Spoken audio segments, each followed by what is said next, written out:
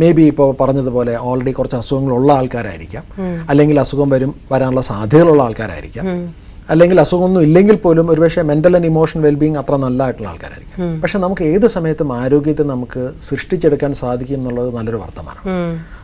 അതിന് വേണ്ട ചില ഫണ്ടമെൻ്റൽ ആയിട്ടുള്ള കാര്യങ്ങളാണ്. ഒരുപക്ഷെ ഒരു കറക്റ്റായിട്ടുള്ളൊരു ഈറ്റിംഗ് പ്ലാൻ ആയിരിക്കാം, അല്ലെങ്കിൽ കറക്റ്റായിട്ടുള്ള ഒരു എക്സസൈസും മൂവ്മെൻറ്റുകളായിരിക്കാം, കുറച്ചുകൂടെ നല്ലൊരു സോഷ്യൽ ലൈഫായിരിക്കാം, കുറച്ചുകൂടെ നല്ലൊരു ലൈഫിൻ്റെ ഒരു പർപ്പസിൻ്റെ ഒരു ക്ലാരിറ്റി ഉണ്ടാക്കാം. കാരണം പലപ്പോഴും ഞാൻ 60കളും 70 കഴിഞ്ഞ ആൾക്കാരുടെ അടുത്തൊക്കെ ഈ ഇപ്പോൾ പറഞ്ഞ പോലെ എക്സസൈസ് ചെയ്യുന്നതിനെക്കുറിച്ചും ഡയറ്റ് കുറച്ചുകൂടെയൊക്കെ ഒന്ന് ഇമ്പ്രൂവ് ചെയ്യുന്നതിനെക്കുറിച്ച് സംസാരിക്കുമ്പോൾ പലരും ചോദിക്കുന്ന ചോദ്യം എന്തിനൊക്കെ ചെയ്യണം എന്നുള്ളതാണ്. അപ്പോൾ കൂടുതലും എനിക്ക് തോന്നുന്നു ജീവിതത്തിൽ ഇനി എന്താണ് ചെയ്യാനുള്ളത് എന്ന് പറയുന്ന ആ മൂന്നാമത്തെ ക്വാർട്ടറുണ്ട്, മേ ബി ഒരു 50 to 75.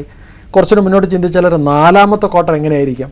ഒരു പക്ഷേ 30കളിലും 40കളിലും നടക്കണമെന്നും ചെയ്യണമെന്നും യാത്ര ചെയ്യണമെന്നും ചെയ്ത് ഉദ്ദേശിച്ച പല കാര്യങ്ങൾക്കും എന്തുകൊണ്ട് 60കളും 70കളും നമുക്ക് ചെയ്തുകൂടാന്നുള്ള.